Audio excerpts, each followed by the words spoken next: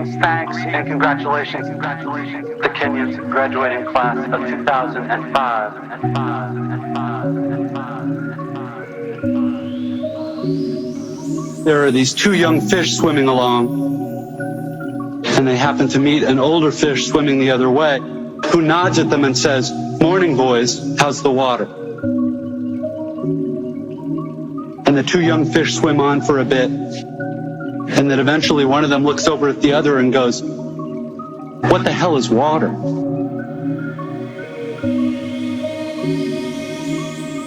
What the hell is water?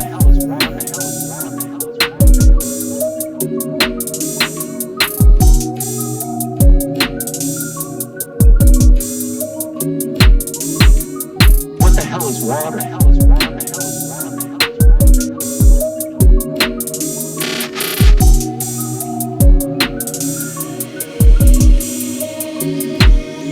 This is a standard requirement of U.S. commencement speeches, the deployment of didactic little parable-ish story. The story thing turns out to be one of the better, less bullshitty conventions of the genre. But if you're worried that I plan to present myself here as the wise older fish explaining what water is to you younger fish, please don't be. I am not the wise old fish. The point of the fish story is merely that the most obvious, important realities are often the ones that are hardest to see and talk about. Stated as an English sentence, of course, this is just a banal platitude. But the fact is that in the day-to-day trenches of adult existence, banal platitudes can have a life or death importance. Or so I wish to suggest to you on this dry and lovely morning. What the hell is water?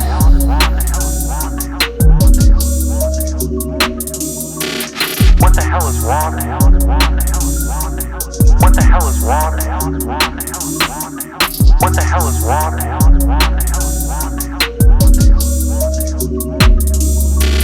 What the hell is water?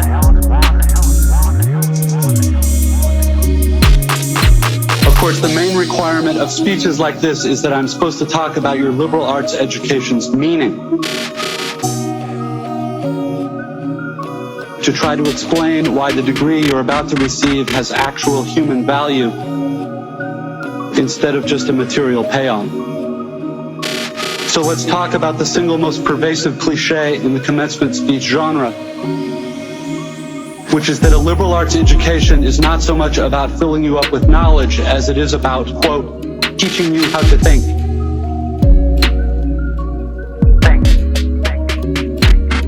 If you're like me as a student, you've never liked hearing this, and you tend to feel a bit insulted by the claim that you've needed anybody to teach you how to think, since the fact that you even got admitted to a college this good seems like proof that you already know how to think.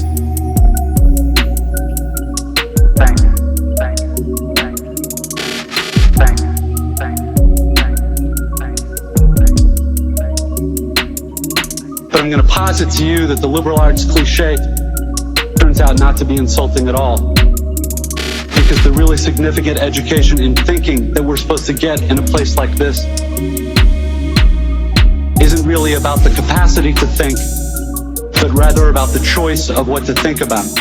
If your total freedom of choice regarding what to think about seems too obvious to waste time discussing, I'd ask you to think about fish and water and to bracket for just a few minutes your skepticism about the value of the totally obvious.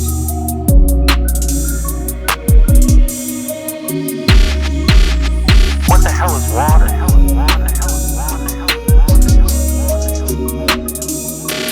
What the hell is water?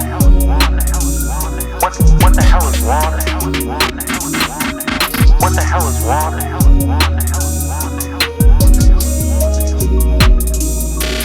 What the hell is water? What the hell is water? What the hell is water? What the hell is water? What the hell is water?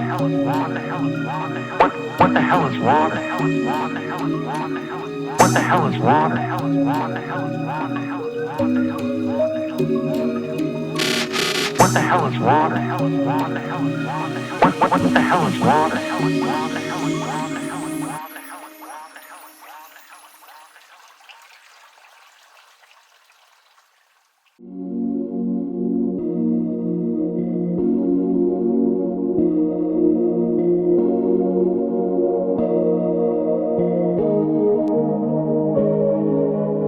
Here's another didactic little story. There are these two guys sitting together in a bar in the remote Alaskan wilderness. One of the guys is religious, the other's an atheist, and the two are arguing about the existence of God with that special intensity that comes after about the fourth beer. And the atheist says, look, it's not like I don't have actual reasons for not believing in God. It's not like I haven't ever experimented with the whole God and prayer thing. Just last month, I got caught away from camp in that terrible blizzard, and I was totally lost, and I couldn't see a thing, and it was 50 below. And so I tried it. I fell to my knees in the snow and cried out, oh God, if there is a God, I'm lost in this blizzard, and I'm gonna die if you don't help me. And now, in the bar, the religious guy looks at the atheist all puzzled. Well, then you must believe now, he says. After all, here you are, alive. The atheist just rolls his eyes. No, man, all that was a couple Eskimos happened to come wandering by and they showed me the way back to camp. It's easy to run this story through a kind of standard liberal arts analysis.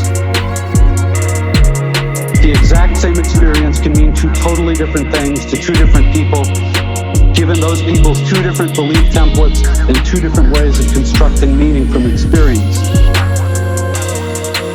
Experience. Meaning from experience.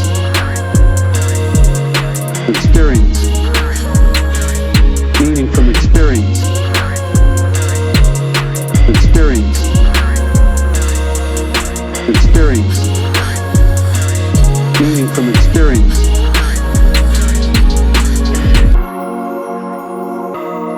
Because we prize tolerance and diversity of belief, nowhere in our liberal arts analysis do we want to claim that one guy's interpretation is true and the other guy's is false or bad. Which is fine, except we also never end up talking about just where these individual templates and beliefs come from, meaning where they come from inside the two guys. As if a person's most basic orientation toward the world and the meaning of his experience were somehow just hardwired, like height or shoe size, or automatically absorbed from the culture, like language. As if how we construct meaning were not actually a matter of personal, intentional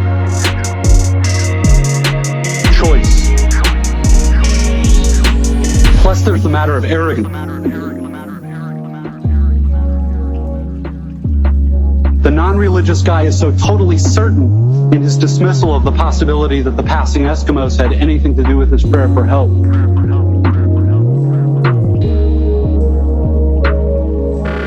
True, there are plenty of religious people who seem arrogantly certain of their own interpretations too. They're probably even more repulsive than atheists. At least to most of us.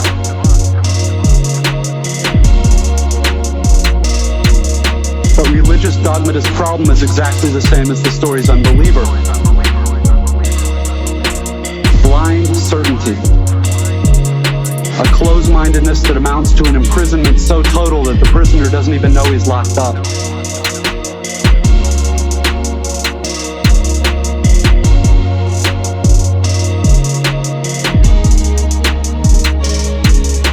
The point here is that I think this is one part of what teaching me how to think is really supposed to mean. To be just a little less arrogant. To have just a little critical awareness about myself and my certainties.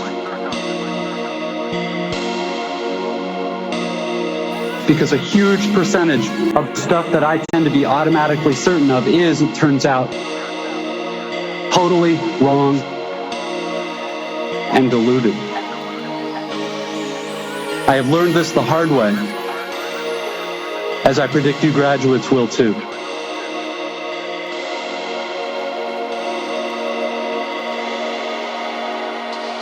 Meaning from experience. Meaning from experience. Experience. Meaning from experience. Experience. Experience.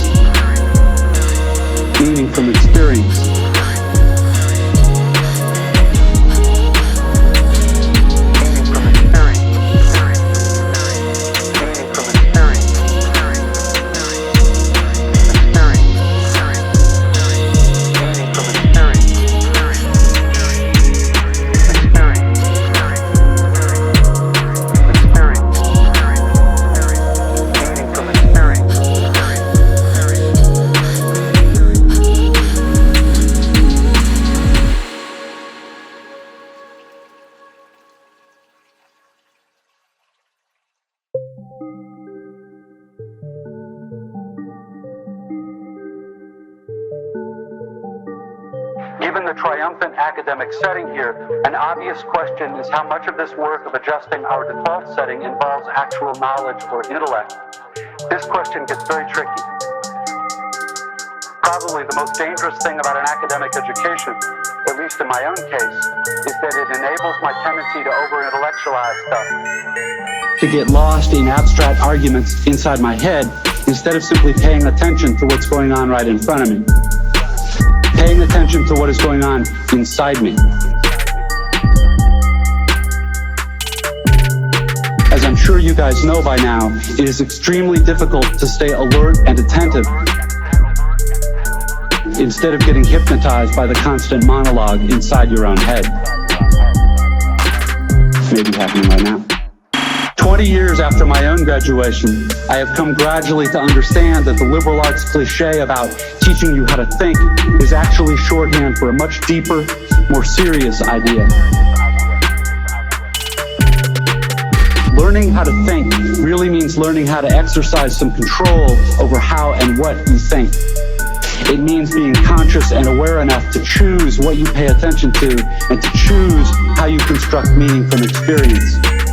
Learning how to think.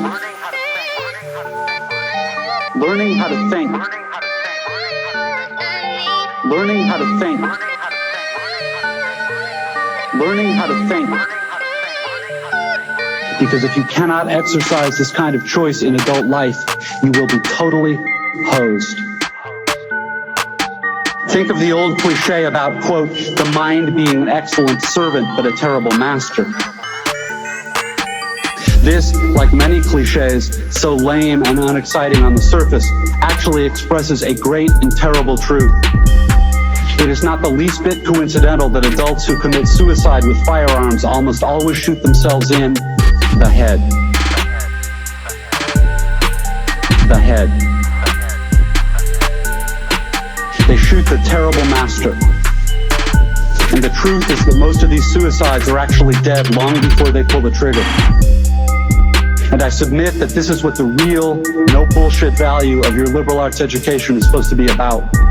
How to keep from going through your comfortable, prosperous, respectable adult life dead. Unconscious. A slave to your head and to your natural default setting of being uniquely, completely, imperially alone. Day in and day out. That may sound like hyperbole or abstract nonsense. Let's get concrete. The plain fact is that you graduating seniors do not yet have any clue what day in, day out really means.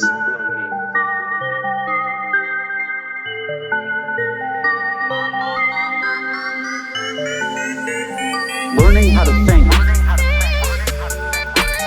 Learning how to think.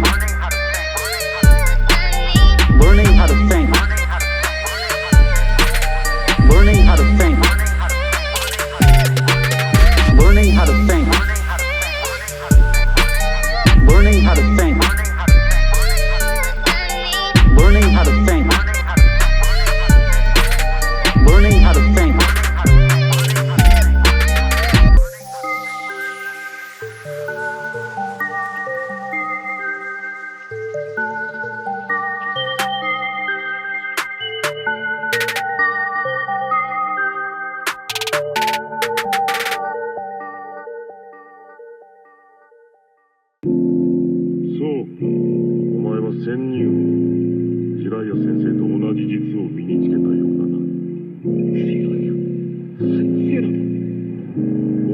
Here is just one example of the total wrongness of something I tend to be automatically sure of.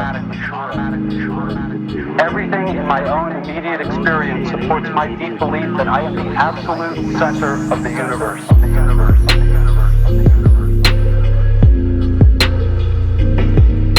The realest, most vivid, and important person in existence. We rarely talk about this sort of natural, basic self-centeredness because it's so socially repulsive. But it's pretty much the same for all of us. It is our default setting, hardwired into our boards at birth. Think about it. There is no experience you have had that you are not at the absolute center of. The world as you experience it is there in front of you, or behind you, to the left or right of you, on your TV or your monitor. The world as you experience it is there in front of you, or behind you, to the left or right of you, on your TV or your monitor, and so on. Other people's thoughts and feelings have to be communicated to you somehow, but your own are so immediate, urgent, real. Please don't worry that I'm getting ready to lecture you about compassion or other directedness or all the so-called virtues. This is not a matter of virtue. It's a matter of my choosing to do the work of somehow altering or getting free of my natural hardwired default setting, which is to be deeply and literally self-centered,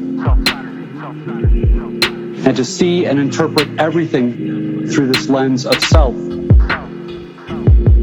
People who can adjust their natural default setting this way are often described as being well adjusted, which I suggest to you is not an accidental term.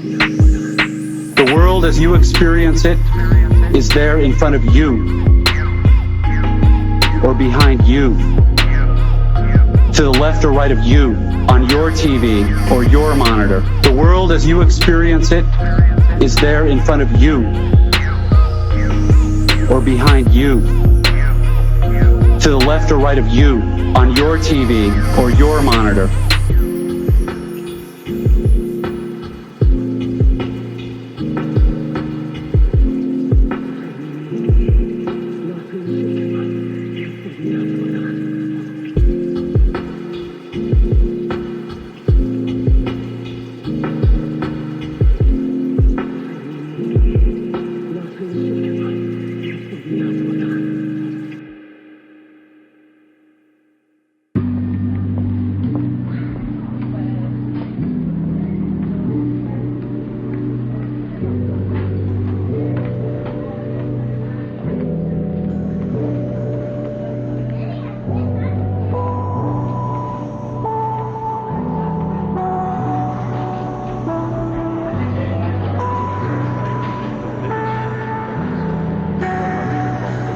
There happen to be whole, large parts of adult American life that nobody talks about in commencement speeches. One such part involves boredom, routine, and petty frustration. The parents and older folks here will know all too well what I'm talking about.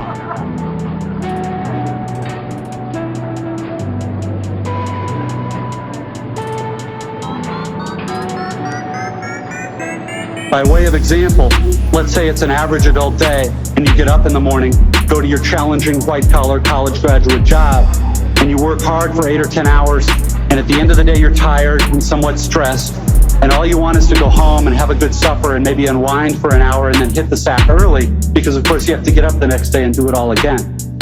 But then you remember there's no food at home. You haven't had time to shop this week because of your challenging job. And so now after work, you have to get in your car and drive to the supermarket. It's the end of a work day and the traffic is apt to be very bad. So getting to the store takes way longer than it should. And when you finally get there, the supermarket is very crowded, because of course it's the time of day when all the other people with jobs also try to squeeze in some grocery shopping. And the store is hideously fluorescently lit and infused with soul-killing muzak or corporate pop, and it's pretty much the last place you want to be. But you can't just get in and quickly out. You have to wander all over the huge, overlit store's confusing aisles to find the stuff you want. And you have to maneuver your junky cart through all these other tired, hurried people with carts. And eventually, you get all your supper supplies, except now it turns out there aren't enough checkout lanes open, even though it's the end of the day rush. So the checkout line is incredibly long, stupid and infuriating. Stupid and infuriating. Which is stupid and infuriating. Stupid and infuriating. But you can't take your frustration out on the frantic lady working the register, who is overworked at a job whose daily tedium and meaninglessness surpasses the imagination of any of us here at a prestigious college. But anyway, you finally get to the checkout line's front, and you pay for your food, and get told to have a nice day, in a voice that is the absolute voice of death. And then you have to take your creepy, flimsy plastic bags of groceries in your cart with the one crazy wheel that pulls maddeningly to the left, all the way out through the crowded, bumpy, littery parking lot. And then you have to drive all the way home through slow, heavy, SUV-intensive rush hour traffic, etc., etc. Everyone here has done this, of course, but it hasn't yet been part of you graduates' actual life routine.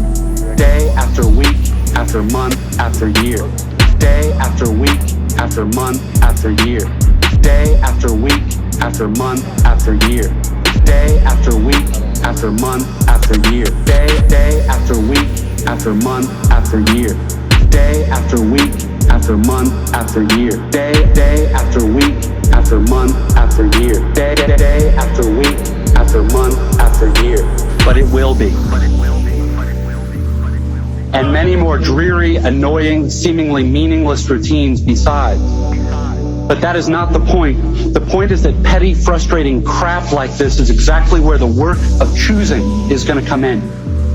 Because the traffic jams and crowded aisles and long checkout lines give me time to think. And if I don't make a conscious decision about how to think and what to pay attention to, I'm going to be pissed and miserable every time I have to shop. Because my natural default setting is the certainty that situations like this are really all about me. About my hungriness and my fatigue and my desire to just get home. And it's going to seem for all the world like everybody else is just in my way. And who are all these people in my way? And look at how repulsive most of them are, and how stupid and cow-like and dead-eyed and non-human they seem in the checkout line. Or at how annoying and rude it is that people are talking loudly on cell phones in the middle of the line. And look at how deeply, personally unfair this is. Or, of course, if I'm in a more socially conscious liberal arts form of my default setting, I can spend time in the end of the day traffic being disgusted about all the huge, stupid, lane-blocking SUVs and Hummers and V12 pickup trucks burning their wasteful, selfish 40-gallon tanks of gas. And I can dwell on the fact that the patriotic or religious bumper stickers always seem to be on the biggest, most disgustingly selfish vehicles, driven by the ugliest,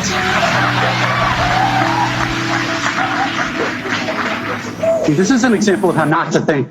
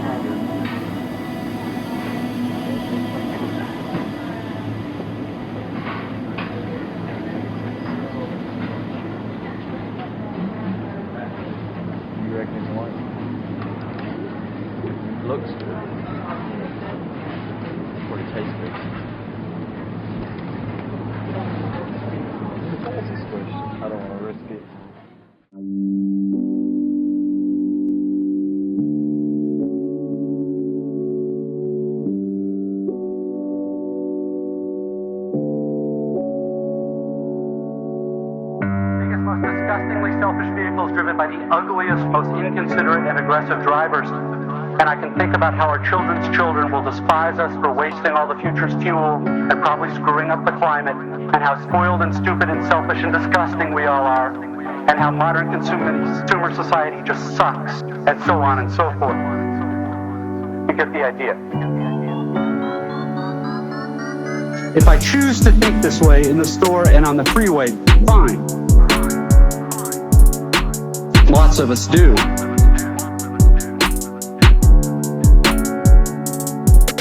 Except thinking this way tends to be so easy and automatic that it doesn't have to be a choice. It is my natural default setting.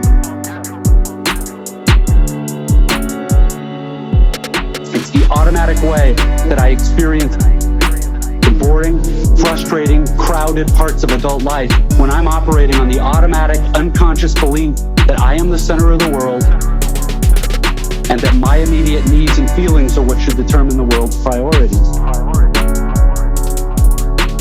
The thing is that, of course, there are totally different ways to think about these kinds of situations. In this traffic,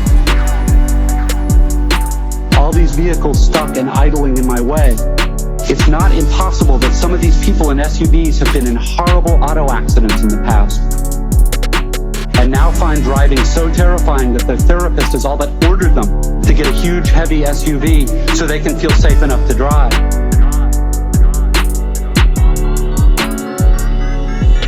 Or that the Hummer that just cut me off is maybe being driven by a father whose little child is hurt or sick in the seat next to him, and he's trying to get this kid to the hospital. And he's in a way bigger, more legitimate hurry than I am. It is actually I who am in his way.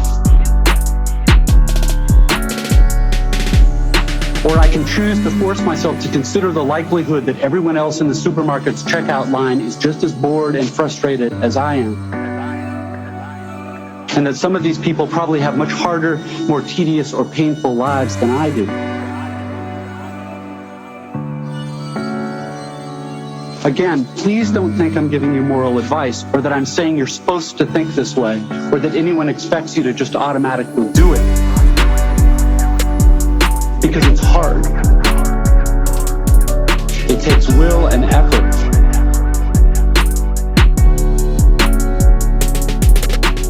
Do it. Because it's hard. It takes will and effort.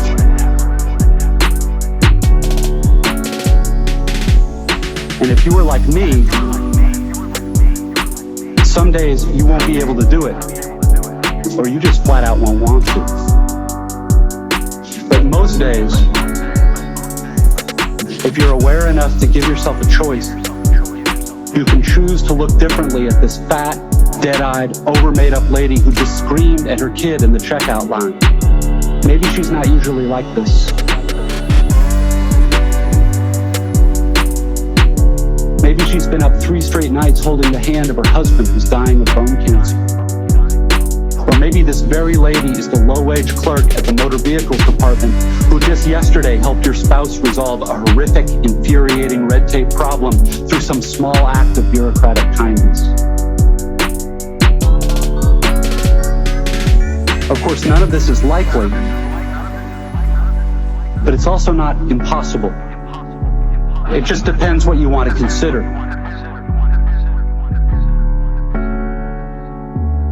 If you're automatically sure that you know what reality is and who and what is really important, if you want to operate on your default setting, then you, like me, probably won't consider possibilities that aren't annoying and miserable.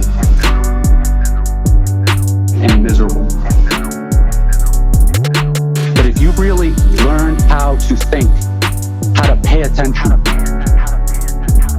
then you will know you have other options.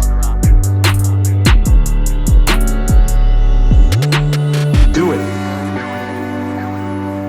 Because it's hard.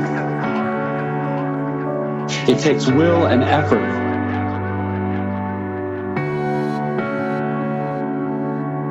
Do it. because it's hard. It takes will and effort.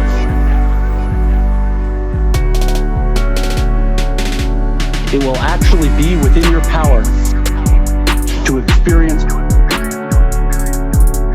a crowded, hot, slow, consumer hell type situation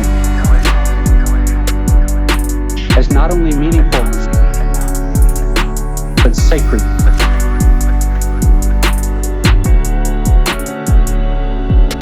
On fire with the same force that lit the stars. Love, fellowship, the mystical oneness of all things deep down. On fire with the same force that lit the stars. Love, fellowship, the mystical oneness of all things deep down. Not that that mystical stuff's necessarily true. The only thing that's capital T true is that you get to decide how you're going to try to see it.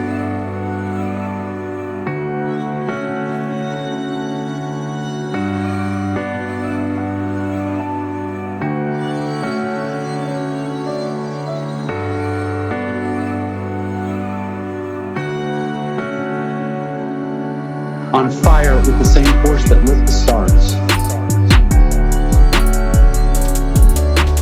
Love, fellowship, the mystical oneness of all things deep down. On fire with the same force that lit the stars.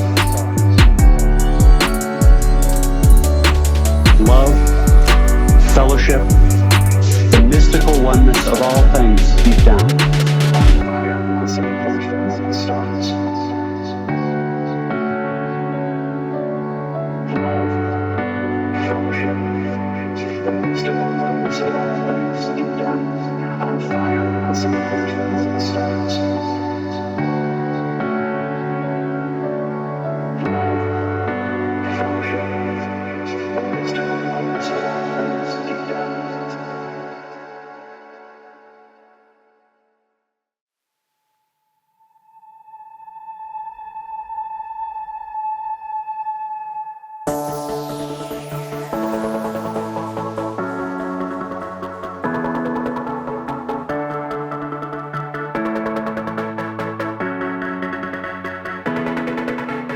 This, I submit, is the freedom of real education,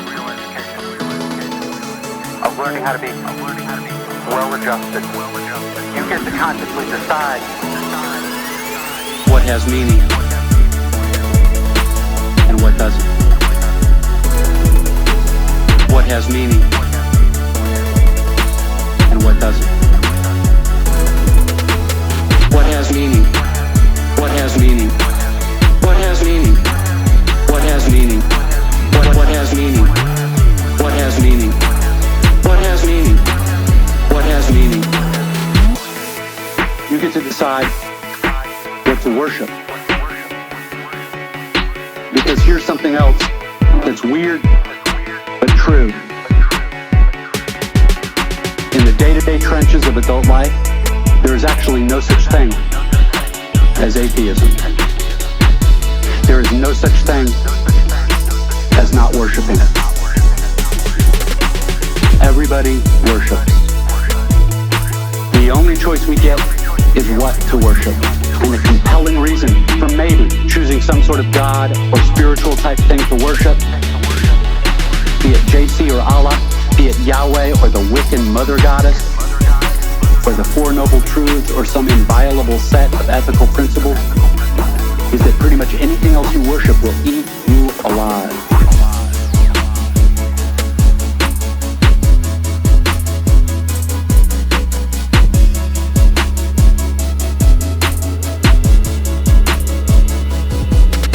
If you worship money and things, if they are where you tap real meaning in life, then you will never have enough. Never feel you have enough. It's the truth. Worship your own body and beauty and sexual allure, and you will always feel ugly. And when time and age start showing, you will die a million deaths before they finally plant you. On one level, we all know this stuff already. It's been codified as myths, proverbs, cliches, epigrams, parables. The skeleton of every great story. What has meaning and what doesn't. What has meaning and what doesn't. You get to consciously decide what has meaning. What has meaning. What has meaning. What has meaning. What has meaning. What has meaning. What has meaning.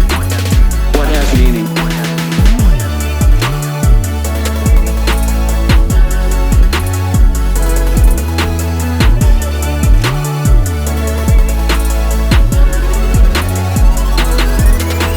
The whole trick is keeping the truth up front in daily consciousness. Worship power, you will end up feeling weak and afraid. And you will need ever more power over others to numb you to your own fear. Worship your intellect, being seen as smart, you will end up feeling stupid, a fraud, always on the verge of being found out. Look, the insidious thing about these forms of worship is not that they're evil or sinful. It is that they are unconscious. They are default settings. They're the kind of worship you just gradually slip into. Day after day, getting more and more selective about what you see and how you measure value without ever being fully aware that that's what you're doing.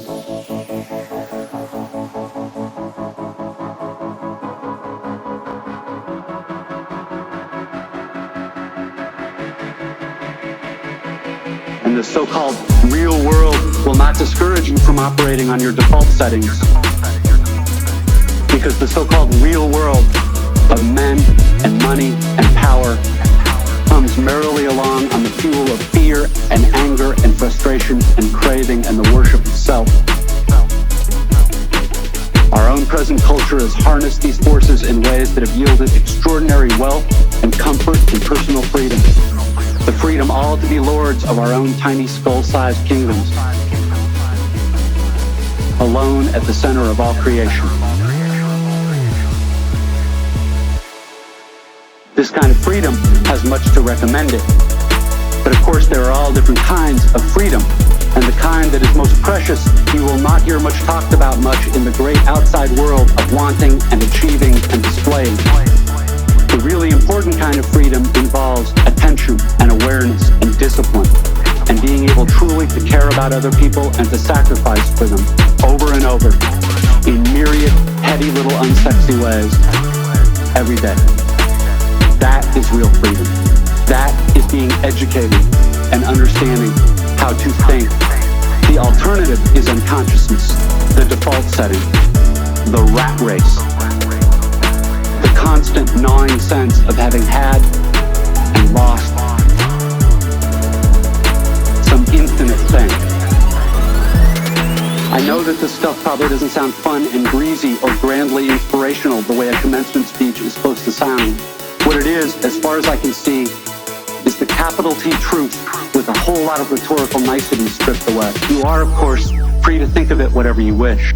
But please don't just dismiss it as some finger-wagging Dr. Laura sermon.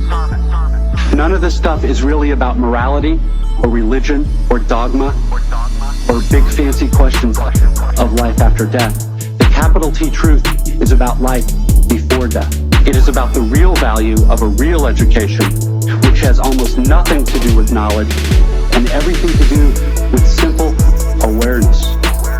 Awareness of what is so real and essential, so hidden in plain sight all around us all the time, that we have to keep reminding ourselves over and over, this is water.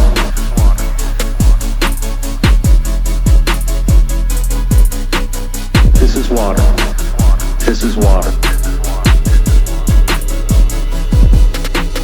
This is water. This is water. This is water. This is water. it is unimaginably hard to do this. To stay conscious and alive in the adult world, day in and day out.